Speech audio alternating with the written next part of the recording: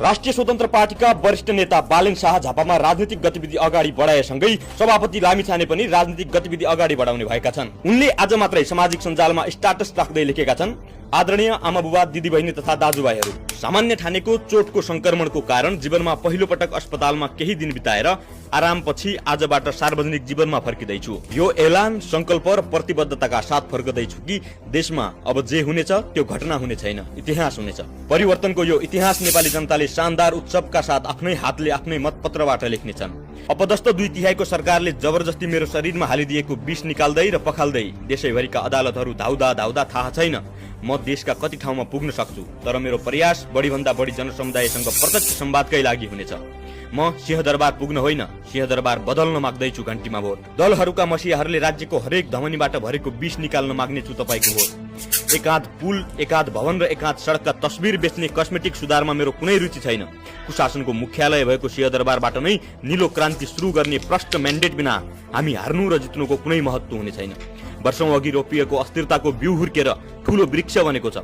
यसपटक यसको जरो नउखेली कहीँ कतै केही बदलिँदैन।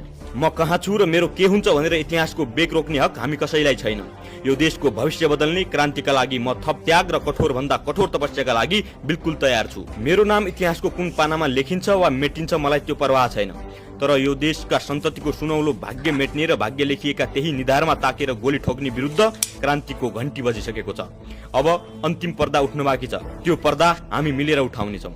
भ्रष्टतन्त्रको ठेकेदार बनेर हामीलाई लोकप्रियतावादी भिजन बिनाका, नीति सिद्धान्त बिनाका भनेर कसैले रोइ कराई गर्न पर्दैन। सबैभन्दा स्पष्टसँग लेखिएको रासोपा दस्तावेज पढ्ने जागर विश्लेषणजीवीहरूलाई नचल्नुको भारी हामीले कहिलेसम्म बोक्ने?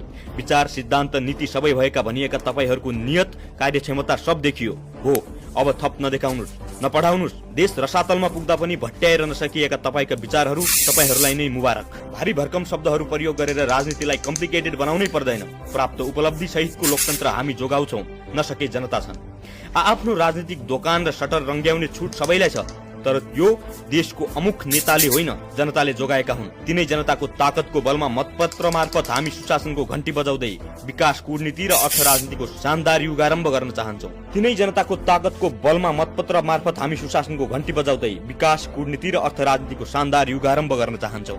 गिद्धले सिनो लुचे जस्तै लुचिएको यो देश अन्तिम सुनामीको तयारीमा छ। मेरो खुल्ला आग्रह छ, अझै पनि जो मिल्नु छ मिल, खुला मिल वा गोप्य मिल, जस्तो र जसको गठबन्धन गर्नुपर्ने हो गर। अन्तिम शक्ति लगाऊ र यो सुनामी रोकेर देखाऊ। हामी मत परिणाम स्वीकार्छौं, तर जनविद्रोहले उखेलेर फालेको पुरानो संसद षड्यन्त्रपूर्ण ढंगले फर्काउने कुनै पनि चलखेल, दबाव र धम्की